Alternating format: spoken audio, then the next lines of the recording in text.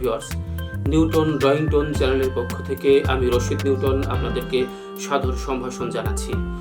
চিত্রশিল্প এমন একটি শিল্প যেটির মাধ্যমে আমাদের মনের ভাব যেমন প্রকাশিত হয়, তেমনি আমাদের ভাবনাও কিন্তু বিকশিত হয়।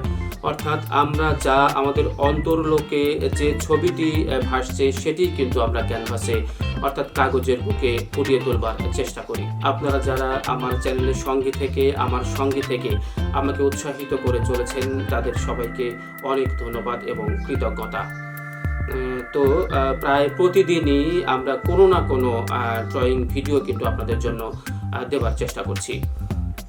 জানি না আপনাদের এগুলো ভালো লাগছে কি না, তবে আমি আমার সাধ্য মতো চেষ্টা করছি। যারা আসলে ড্রয়িং শিখতে চান বা ড্রয়িং চর্চা করতে চান, তাদের জন্যই আমার এই চ্যানেল। তো আমি আপনাদের শেখাচ্ছি ঠিক তা নয়, আমি নিজে শিখছি, তবে আপনাদেরকে সঙ্গে নিয়ে শিখছি। তো চলুন দেখা যাক আজকে আমাদের আয়োজনে কোন ছবিটি আমরা আঁকতে চলেছি।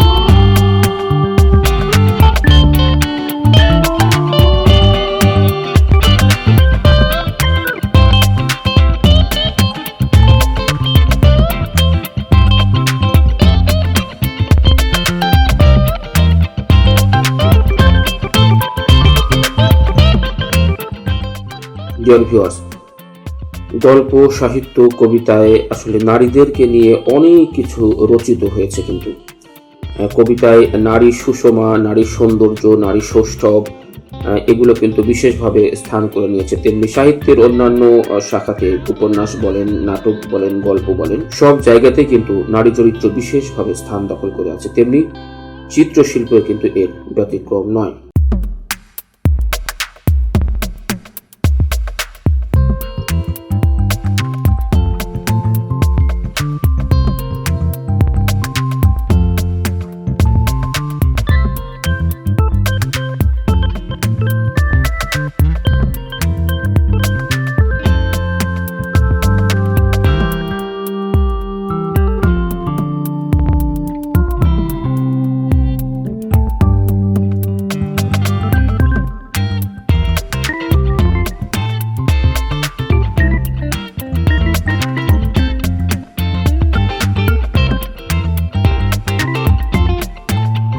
ড্রয়িং এমন একটি শিল্প, অর্থাৎ চিত্রাঙ্কন এমন একটি শিল্প যার মাধ্যমে আমাদের প্রতিভা যেমন বিকশিত হয়, প্রকাশিত হয়, তেমনি আমাদের ভেতরের যে একটি আকুতি, অর্থাৎ মুখের ভাষা ব্যবহার না করেও পেন্সিল, পেন বা রং তুলিতে যে মনের ভাব ব্যক্ত করা যায়, এটি কিন্তু ড্রয়িংয়ের একটি অন্যতম বৈশিষ্ট্য।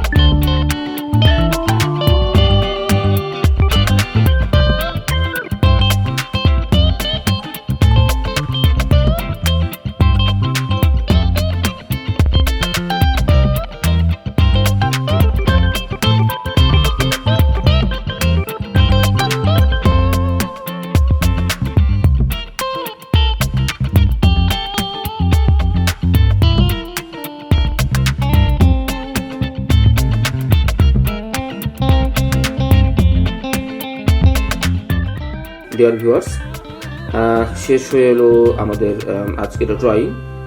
আপনারা দেখতে পেয়েছেন যে ছবিটি আমি এতক্ষণ ধরে আঁকার চেষ্টা করছিলাম সেটি কিছুটা কিন্তু শেপে নিয়ে আসতে পেরেছি। অর্থাৎ নিশ্চয়ই আপনারা বুঝতে পারছেন যে স্টেপ বাই স্টেপ একটি নিয়মতান্ত্রিক ধারাবাহিকতার মধ্য দিয়ে কিন্তু আমরা এই ছবিটি, এই ড্রয়িংটি বা এই চিত্রটি কিন্তু শেষ করবার চেষ্টা করলাম। আর্টের মধ্যে কিছু গ্রামার রয়েছে, কিছু নিয়ম কানুন রয়েছে, যেগুলো জানলে আসলে ড্রয়িংটা ভীষণ সহজতর হয়ে ওঠে এবং অত্যন্ত জীবন ঘনিষ্ঠ বা জীবন্ত মনে হয় সেই ড্রয়িংটি। তো আপনাদের কেমন লাগলো জানি না, যদি ভালো লেগে থাকে লাইক কমেন্ট করে আমাকে উৎসাহিত করবেন। সবাইকে অনেক ধন্যবাদ।